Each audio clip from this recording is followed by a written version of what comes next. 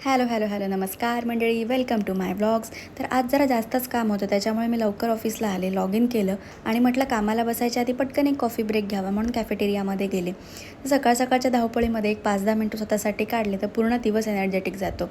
पटकन ब्रेक संपवला आणि डेस्कवर आले. कधी कधी वाटतं डेव्हलपरच्या ऐवजी टेस्टर झाले असं तर परवडलं असतं. कसं आहे, माणसाला दुसऱ्यांच्या चुका शोधण्यात जास्त आनंद मिळतो ना.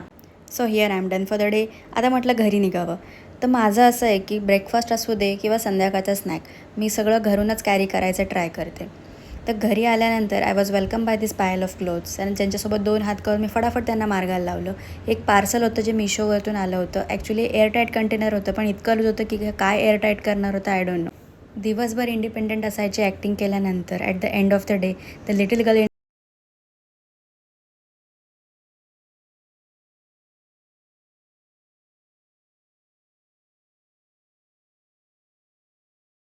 सांगितलं, तुम्हाला आतमधून वाटलं पाहिजे की फॉर्मल घालावं म्हणून.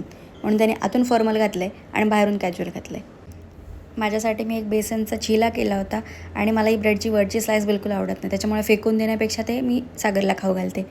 थोडंसं चेंज केलं आणि संध्याकाळी सँडविच करायचं होतं. कॅप्सिकम नव्हती म्हणून मी भाजी मार्केटमध्ये गेले.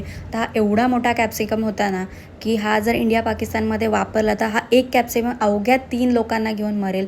एवढा हा, म्हणजे पाव किलोमध्ये 300 ग्रॅममध्ये मला 2च कॅप्सिकम बसले.